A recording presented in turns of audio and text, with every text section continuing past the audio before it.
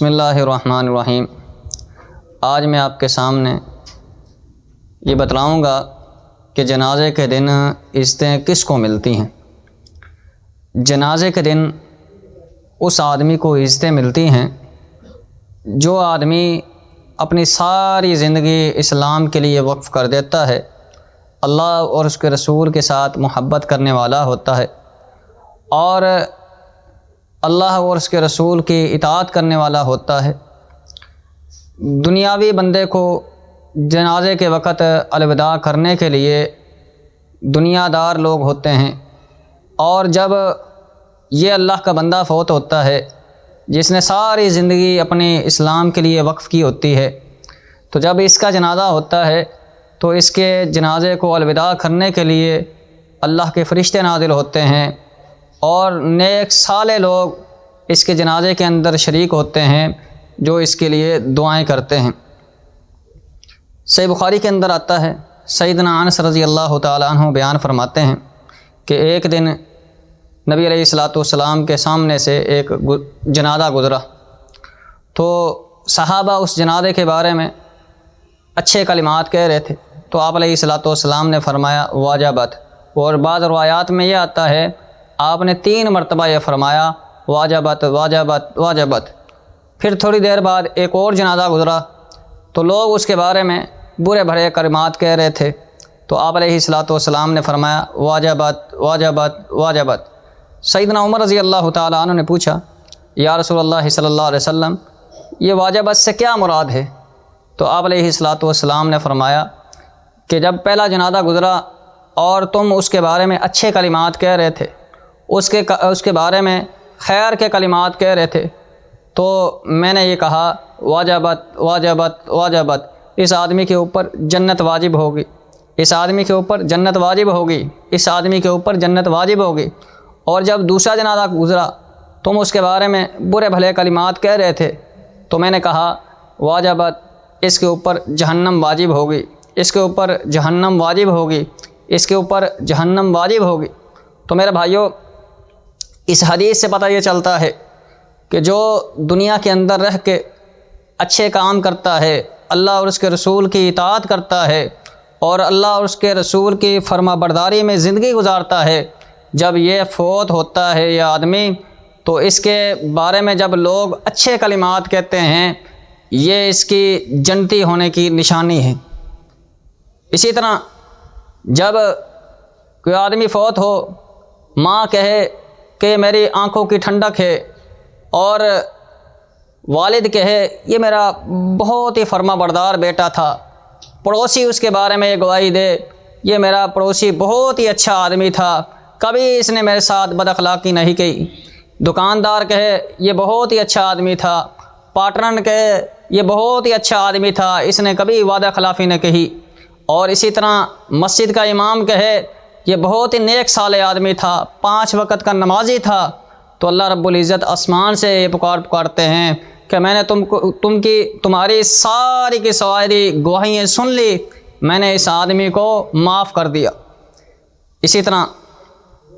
رسول اکرم صلی اللہ علیہ وسلم کی حدیث ہے، آپ علیہ الصلوۃ والسلام نے فرمایا کہ جس آدمی کے جنازے میں 100 توحید پرست آدمی ہوتے ہیں یا 40 آدمی اس کے بارے میں گواہی دیتے ہیں، تو اللہ رب العزت ان آدمیوں کی شفاعت کو قبول کر لیتے ہیں۔ اور ایک حدیث میں آتا ہے آپ علیہ الصلوۃ والسلام نے فرمایا انتم شہداء اللہ فی الارض، انتم شہداء اللہ فی الارض، تم اللہ کی زمین کے اوپر اللہ کے نائب ہو، اللہ کی طرف سے گواہ ہو کہ جو تم اس کی طرف سے اچھے کلمات کہتے ہو اور اچھی گواہیاں دیتے ہو، اللہ رب العزت تمہاری گواہیوں کو قبول فرماتا ہے۔ اسی طرح نبی علیہ الصلوۃ والسلام، صحیح مسلم کے اندر آتا ہے، ابو سلمہ رضی اللہ تعالیٰ عنہ یہ بیمار تھے، آپ علیہ الصلوۃ والسلام ان کے گھر تشریف لے کے جاتے ہیں، تو دیکھتے ہیں ابو سلمہ رضی اللہ تعالیٰ عنہ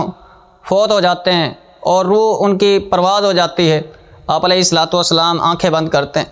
اور آپ علیہ الصلوۃ والسلام فرماتے ہیں کہ یہ تو فوت ہو گیا، اور لوگ رونا شروع کر دیتے ہیں۔ آپ علیہ الصلوۃ والسلام نے فرمایا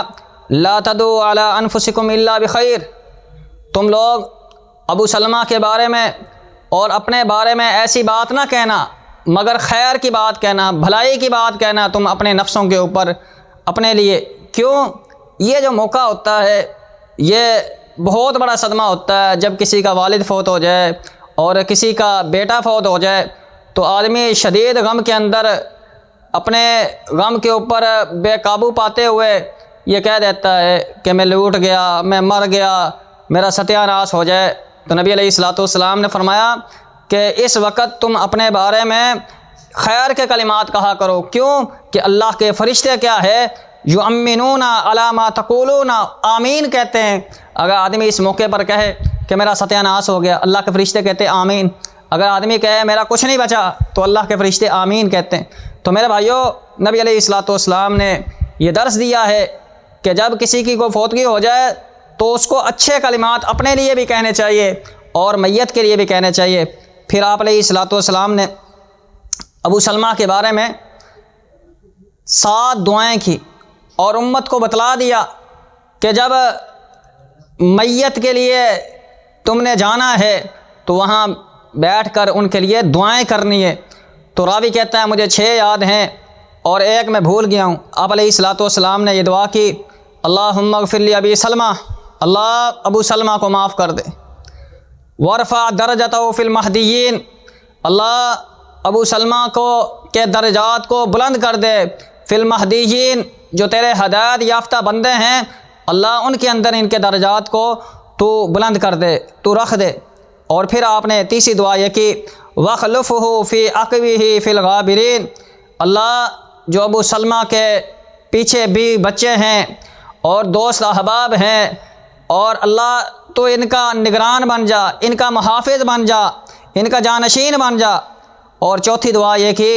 وَاغْفِرْ لَنَا وَلَهُ یا رب العالمین، اللہ ہم کو ہی معاف کر دے، ابو سلمہ کو ہی معاف کر دے، تو رب العالمین ہے۔ اسی طرح 5ویں دعا یہ کی، وَافْسَحْ لَهُ فِي قَبْرِهِ، اللہ ابو سلمہ کی قبر کو وسیع کر دے، کھول دے، کشادہ کر دے۔ اور 6ٹھی دعا یہ کی، وَنَوِّرْ لَهُ فِي، اللہ اس کی قبر کو ابو سلمہ کی نور سے بھر دے اور نور داخل کر دے اس کی قبر کے اندر۔ تو میرے بھائیوں، اس واقعے سے یہ پتہ چلتا ہے کہ جب ہم کسی کی عیادت کے لیے جاتے ہیں وہاں بیٹھ کر اس کے لیے دعائیں کرنی چاہیے اور اپنے لیے بھی خیر کے کلمات کہنے چاہیے۔ اور یہ غم کا وقت ہوتا ہے تاکہ اللہ کے فرشتے آمین کہتے ہیں، اور وہ اچھے کلمات جو ہم کہیں گے میت کے لیے یا اپنے لیے، اللہ کے فرشتے آمین کہہ رہے ہوتے ہیں۔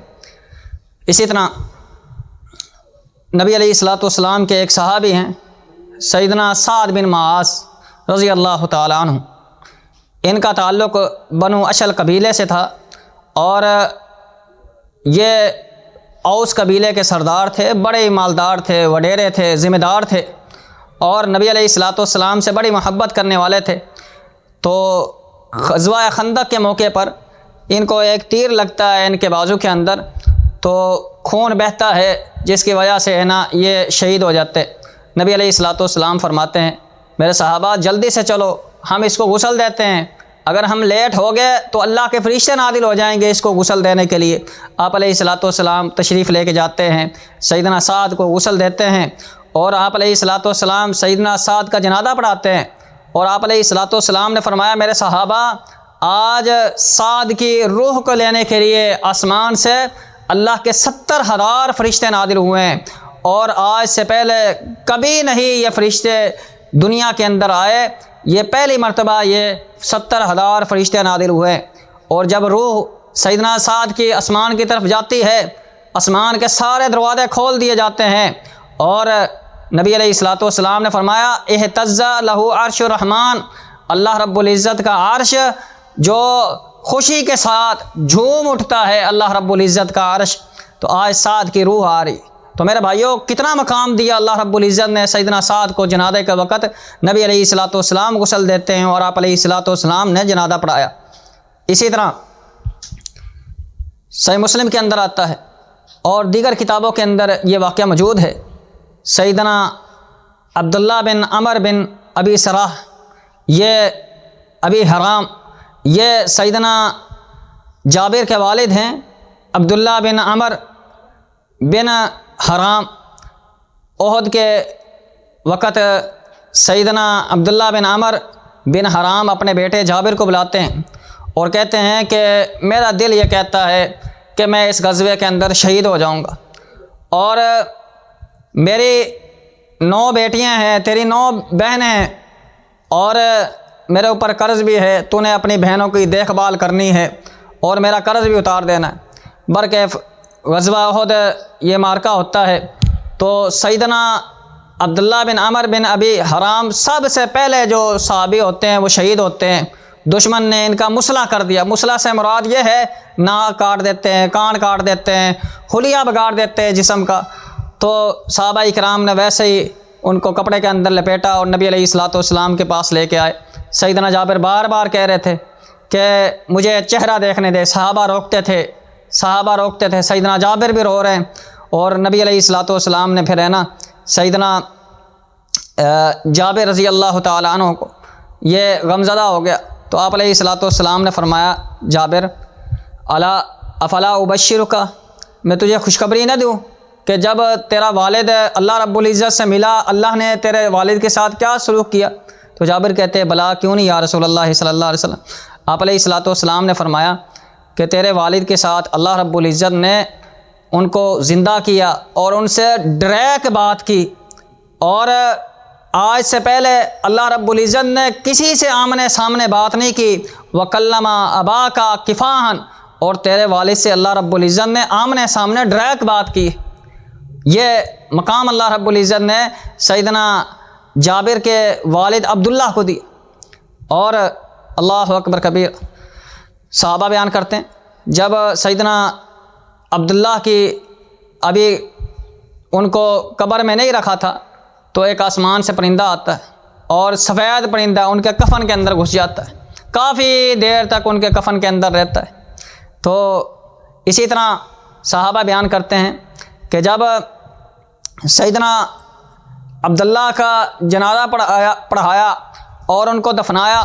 46 سال بعد ایک سیلاب آیا کہ جس میں سیدنا جابر اور دیگر صحابہ نے سوچا کہ سیدنا عبداللہ کو یہاں سے نکال کر اس قبر سے دوسری جگہ داخل کیا جائے، دوسری جگہ قبر میں ڈال دیا جائے۔ تو ان کی قبر کھودتے ہیں، دیکھتے ہیں کہ سیدنا عبداللہ ویسے کہ ویسے ہی تھے جیسے نبی علیہ الصلوۃ والسلام کے دور کے اندر صحابہ نے دفنایا، ویسے کہ ویسے ہی ان کا جسم تھا اور جسم سے خون جاری تھا۔ تو میرے بھائیوں، کس قدر اللہ رب العزت نے جنازے کے وقت سیدنا عبداللہ کو مقام سے نوازا۔ اسی طرح امام احمد بن حنبل رحمہ اللہ یہ فرماتے تھے اہل بدع کے لیے تمہارا اور ہمارا فیصلہ جنازے کا وقت ہوئے گا۔ یہی امام احمد بن حنبل رحمہ اللہ ہے، جب فوت ہوئے ہیں اللہ اکبر کبیر، لاکھوں کے اعتبار سے ان کے جنازے میں لوگ تھے، اور کم و بیش 20,000 لوگ یہود و نصارہ ان کا جنازہ دیکھ کے مسلمان ہوتے ہیں سیدنا حضرت امام احمد بن حنبل رحمہ اللہ کا۔ تو میرے بھائیوں، یہ وہ لوگ ہیں جن کو اللہ رب العزت نے جنازے کے وقت ان کو عزتوں سے نوازا۔ اسی طرح علامہ احسان الہی صاحب رحمہ اللہ واسعاً سیالکوٹ کے اندر پیدا ہوتے ہیں، گجرانوالہ میں پڑھتے ہیں اور مدینہ یونیورسٹی میں پڑھتے ہیں، لاہور کے اندر ساری زندگی انہوں نے بسر کی، اور جب وہاں زخمی ہوئے ہیں اور ریاض میں شہید ہوئے، اور مسجد نبوی کے اندر ان کا جنازہ ہوا، پوری دنیا کے اندر لوگوں نے غائبانہ ان کا نماز جنازہ پڑھا اور جنت البقیع کے اندر مدفون ہوئے۔ اللہ رب العزت نے کس قدر ان کو عزتوں سے نوازا۔ تو اللہ سے دعا ہے اللہ رب العزت ہمارا خاتمہ بالایمان فرمائے، زندگی شان والی دے، موت ایمان والی دے۔ اللہ رب العزت ہم کو بھی جنازے کے اندر عزتوں سے نوازے۔ اقول قولی ھذا واستغفر اللہ الذی ولکم ولسائر المسلمین، والسلام علیکم ورحمۃ اللہ وبرکاتہ۔